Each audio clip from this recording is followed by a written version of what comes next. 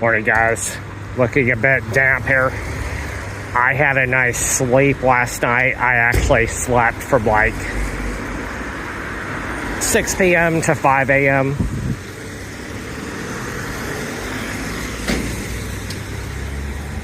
after my all-night bus trip, but I did sleep on the bus trip as well, so I'm good this morning here. Let's go up and grab some food here. So today we're going to go on one of those free tours. I think probably it's going to be okay. It's a good, has good recommendations here.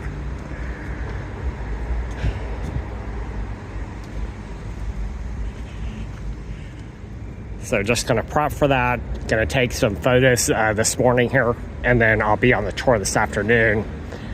And then tomorrow I'll head to the airport.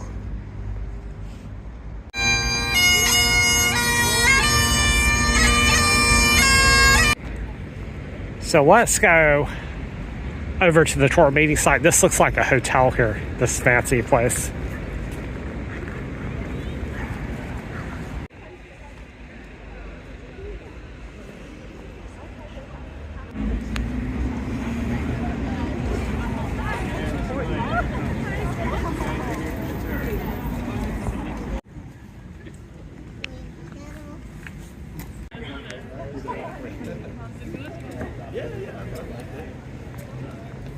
That is a nickname for the street. Really, this is just our high street, our main street of the old town of the city. So why did we start calling it the Royal Mile? It's very simple. To the top there, to the left, we have Edinburgh Castle, perched at the top of the hill. And if you turned right and you walked to the other end of the street, in about 20 minutes, you would arrive at Holyrood Palace. So one end of castle, the other end of palace. Our royal family would have settled at either end of the street. And you guessed it, it's roughly 1 mile long, hence the Royal Mile. I'll tell you guys a little Scottish secret. This street is approximately 40 metres longer than the English mile, because of course in Scotland we are highly competitive. We had to ensure we got one up on our neighbours by making the Scottish mile a bit longer than the English mile, so we can say to them, our mile is longer than your mile. There we go. Now slap bang in the middle of the street we have this beautiful building here. This is St. Giles Cathedral. St. Giles Cathedral celebrated a big birthday last year. It turned 900 years old. 900 years old. Now, not completely in its current form. There was actually a very significant fire on the Royal Mile in 1824. This fire destroyed or damaged a lot of old buildings on the street. So they rebuilt the majority of the church in the 19th century. Today, very Victorian, Gothic feeling to the architecture here. But the oldest part of this church is actually the spire in the middle. Guys, look into the middle. Oh, sorry. I'm just going to pick you up because you're being a bit... Sorry, it's just a wee nuisance. The spire in the middle dates back to the 1400s, guys, okay? And the top of the spire was designed to look like a replica of the crown jewels of our monarch at the time, King James IV of Scotland. It's supposed to represent the king's crown sitting at the head of the church. Now, have any of you guys been inside the church yet for a little visit? Anyone been in there for a look? You have? Okay, cool. I recommend going inside, guys, because nice little perk in Edinburgh. All of the churches, the cathedrals, the museums, the art galleries, they're all free entry. And I know it's very different in lots of European cities. You can leave a little donation on the way in, but it is free to go inside, which I think is a really good thing. And inside the church, you will find a lot of historic information, really beautiful interior. And in there, you come face to face with a statue of a big tall man. He has a long beard that goes right down to his waist. He wears a big long cloak and a funny little hat. And you might think to yourselves, okay, I know they like Harry Potter here, but putting a statue of Dumbledore inside your church, is that not a little bit disrespectful, no? Well, it's not Dumbledore, it's a man called John Knox, and he played a very significant role in Scottish religion. Now, John Knox was born in 1514 when he was born, Scotland was an independent country. We had our own royal family, lots of French influence on Scotland's monarchy. If you look behind you there, there's the French consulate. Still a little bit of French influence in the centre of Edinburgh. You see, Scotland and France, we have an old alliance, effectively a mutual problem with England. And if you were born back in the early 1500s and you chose to be Protestant, you tried to break away from the Catholic Church, you were taking a very big risk, guys. Now, John Knox was a prominent Protestant figure. He was a Calvinist. Maybe you've heard of Calvinism before. And I would describe Knox as Scotland's first influencer. I think if TikTok was around back in his day, he would have loved TikTok because he was very famous for these big speeches and sermons and tried to convince everybody in Scotland that Protestantism is the way to go. Let's get away from the Catholic Church in Rome. But he had one problem. We still had a Catholic monarch on our throne. French woman called Marie de Guise was acting as Queen Regent as her famous daughter was growing up in France. Her daughter was Mary, Queen of Scots. Now, effectively, civil war broke out in Scotland. John Knox and the Protestants versus Marie de Guise and the Catholics. John Knox won because Marie de Guise died in 1560, and by this year he gained enough support to storm inside the church where he took over as minister. And this prompted the Scottish Reformation. We go from being a Catholic country to a Protestant country. Scotland is still, technically today, a Presbyterian Protestant faith. However, things got really complicated. 1 year later, Mary, Queen of Scots, sails home from France, takes over as our queen. So once again, we have a Catholic monarch, but now Scotland is a Protestant nation. The country was quite divided. And John Knox, well, he was furious. He hated Mary, Queen of Scots for two main reasons. Number one, Mary was Catholic. Number two, Mary was female. He was very sexist. He believed that women did not deserve to be on the throne, and he once published a book called The First Blast of the Trumpet Against the Monstrous Regiment of Women. Any guesses what that book is all about? He went on to have 3 children, 3 daughters. That's what we call karma. And he died of natural causes in 1572.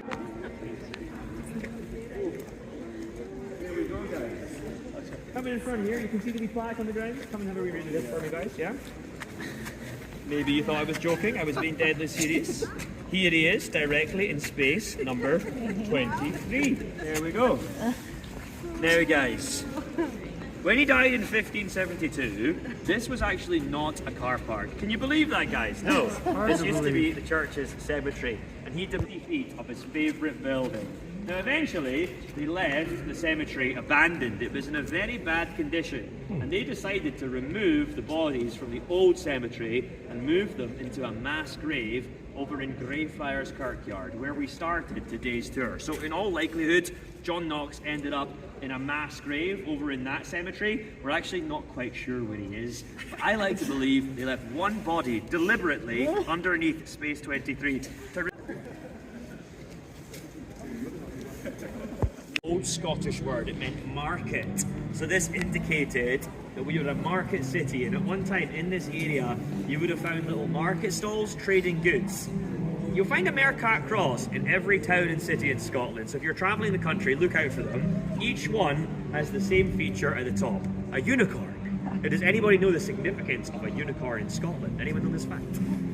The unicorn is the national animal of Scotland. Guys, how cool is this country? Come on. Our national animal is a unicorn. Why is it a unicorn? Well, in mythology, a unicorn was a symbol of purity and innocence. And if you know any Scottish people, guys, we are all incredibly innocent and incredibly pure, okay? Also, in mythology, a unicorn was said to be the only creature capable of defeating the lion. Whose national animal is the lion? England! So of course, with the old rivalry, we had to choose a fictional animal to be our national animal just to get one up on our neighbours. I think that sums us up, right? Now guys, Mercat Cross is still used for one reason really only today, and that is for major royal and political proclamations. Big pieces of news are announced from the Mercat Cross by someone called the Lord Provost, who's effectively the mayor of Edinburgh. There's a little door around the side there which you'll go through, climb the top, and when appropriate, you'll announce news to the city. Bombings in Edinburgh, so all of our buildings kind of survived. Great, okay? And today, Edinburgh's Old Town and New Town are both World UNESCO Heritage Sites. It's very difficult to ever get planning permission to knock these buildings down and replace them with new ones. We've managed to keep our heritage alive. The oldest buildings on the Royal Mile now date back to around about the 1400s, and they go up to about the 19th century and maybe early 20th century. Now how about we look at some of the buildings in front of us today, guys?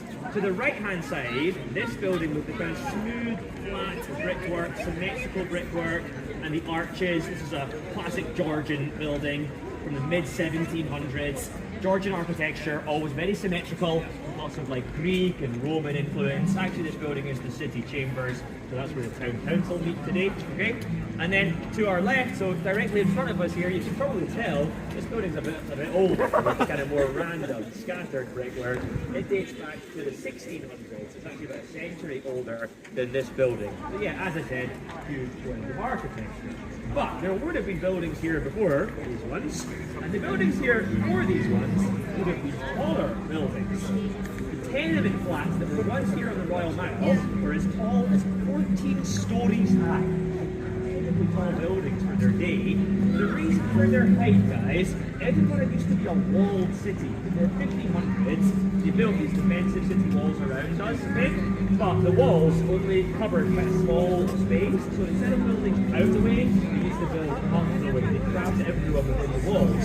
Halfway down the street is a pub called the World's End Pub, and that marks where the city walls began. That was the entrance into Edinburgh. For a lot of normal working people, that literally marked the end of their world. They were born within the walls, they died within the walls. They never were lucky enough to see beyond the boundaries of Edinburgh. So we're gonna go down this street that's called the Close right here. This little walkway.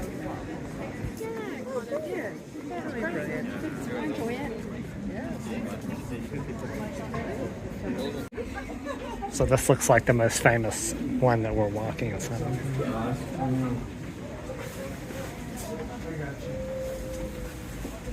Yeah, a little snapshot, a little glimpse into a different side of Edinburgh.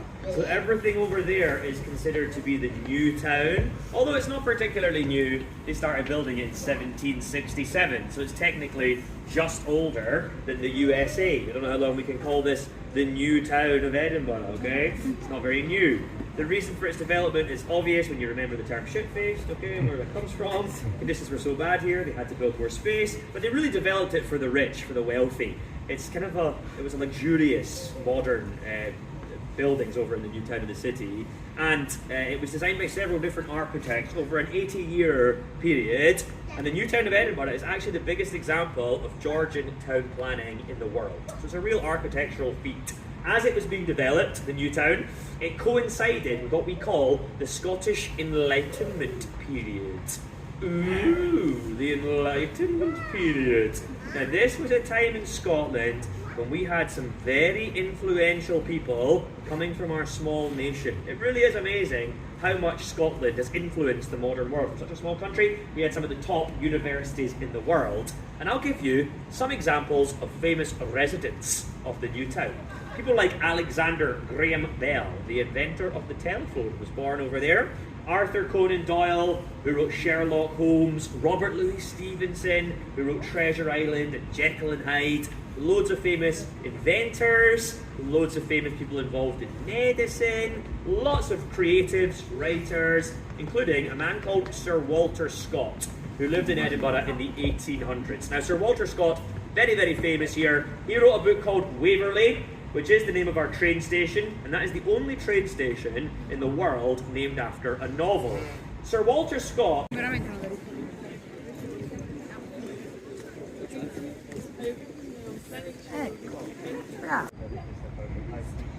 Yeah, just in there, You guys you can get for Scottish comfort food, like haggis.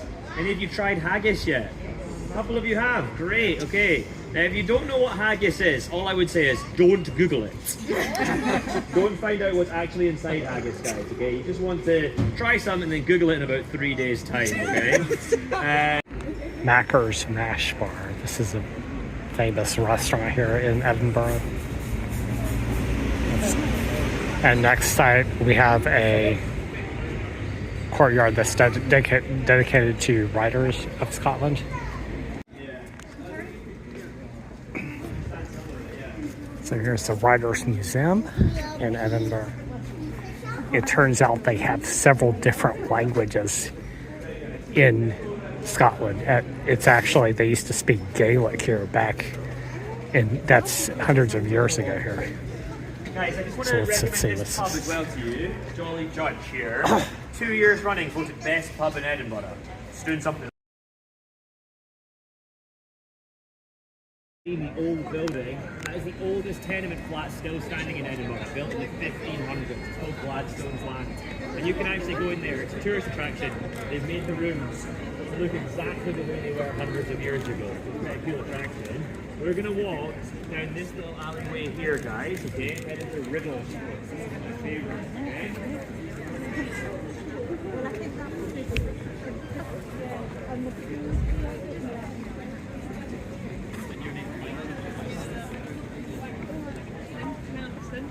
Building. Well, it was built at a time when we had a lot of French influence up on our monarchy. You can maybe see a man's name on that door there, Patrick Geddes. Patrick Geddes was a conservationist and a town planner who lived in Edinburgh in the 19th century, and he was very responsible for restoring large sections of the old town. Yeah, so he was really revitalised the old town, because when they built the new town, they left the old town quite abandoned, and it was in a real risk of demolition, which would have been a real shame. But he restored and rebuilt a lot of the buildings in our city. Now, today, in this area, guys, in the Royal Mile, you won't find actually many residents living in this area now, because of course it's very busy with tourists and it's very expensive to live here. I know in this building there's actually like a couple of Airbnbs as well. It becomes a Fringe venue as well in August here. I've done a Fringe show in here myself before. So the buildings around us today, they're not really that residential anymore. But one man who actually lived on this street in the year 1786 was a man called Robert Burns, our national poet. Now, he is incredibly famous in Scotland. He wrote the song Auld Lang Syne, which maybe some of you sing on New Year's Eve in your own countries. So let's check this out. It looks like this is a cathedral here.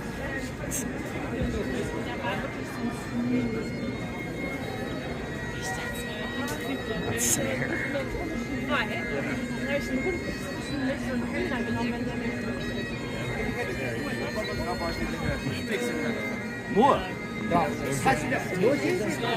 And we have the castle, right? So they have a palace and a castle at separate ends of the mile, right? Or the Royal Mile here.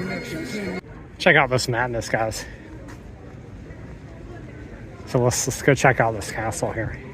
It's going to take us, I think, just probably explain something about us. I'm going to give you a small amount of context while we're standing here. Now, first thing to note, this is a fortress built into volcanic rock, and you can see that volcanic rock nice and clearly from here, guys, okay? The landscape of Edinburgh was formed around about 350 million years ago, and then it changed dramatically during glaciers melting in an ice age. Now, this fortress sits into a volcanic plug, and we call it the crag and tail. So you have crags, which are the rocks at the top there, and the tail is actually the Royal Mile. So when it came to building the city of Edinburgh, as we know it today, that was about 900 years ago, and they started from the castle and they built down the way into the edge of a cliff, the Royal Mile. Very inconvenient way to build a city on lots of different layers and levels, but it was the perfect place for a fortress, up high on a hill with a great vantage point. The sea is about 2 miles away in the other direction, and it's naturally defended by volcanic rock. Now, it is one of the most besieged buildings in the whole of Europe. Over centuries, there have been 23 attempts to overthrow our castle. Some successful, some unsuccessful, guys. And it's the most visited attraction in Scotland by far. We get over 2 million visitors a year going inside the castle. So it's very...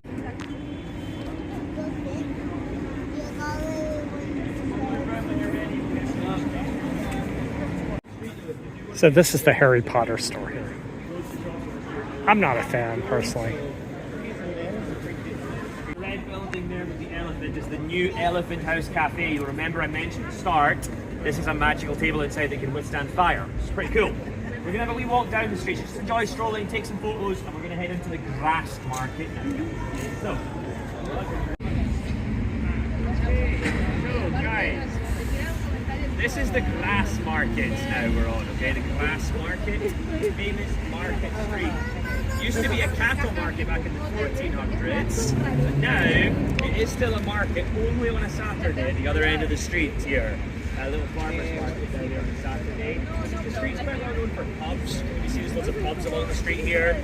We have the oldest pub in Edinburgh, apparently, further down there. A lot of pubs are really full. This one's called the White Hart Inn, which has been open since 1560, over 500 years. Also, this street was famous for public executions. This is where criminals were publicly hanged. These were very popular events that could draw crowds of 25,000 people. They were like a kind of old-fashioned version of a Taylor Swift concert or something. This is why the pub over here is called the Last Drop. Because criminals would have had their last drop of alcohol in the pub, then they would come out here and have their last drop on air. Now, one criminal was a woman called Maggie Dixon. You can see her pub just here.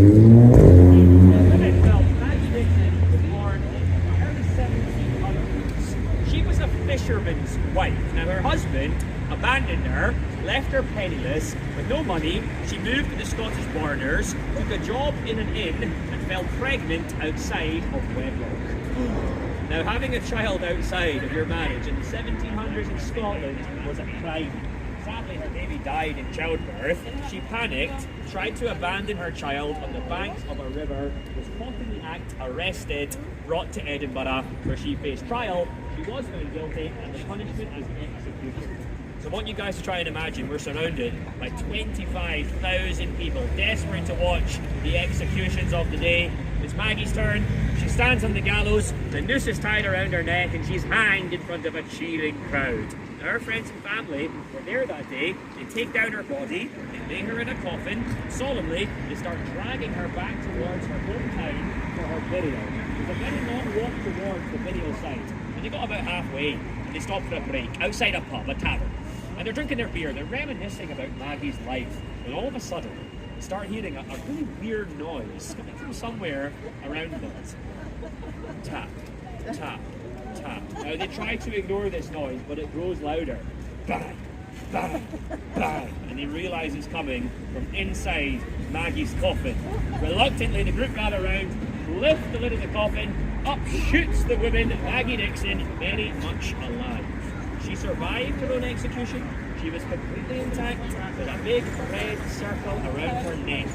Now when the people who were still gathered at the grass market find out that there's a criminal out there alive,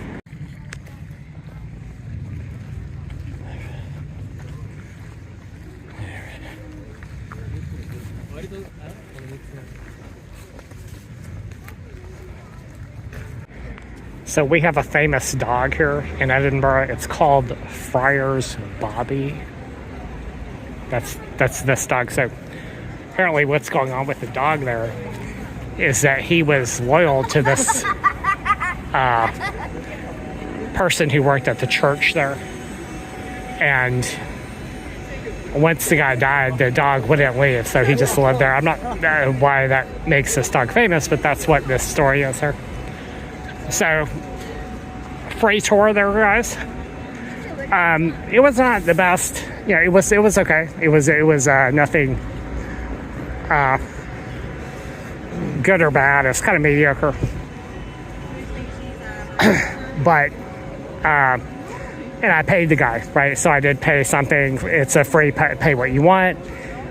He recommended £20, which is like close to $30, which seems a bit high to me, especially for that. But this is an expensive city here. So I gave him like £6, right? So this is a budget trip, right? My plan is to spend almost nothing as I travel. So I actually gave him a little bit too much, I think, there. Check out the view, guys. Okay.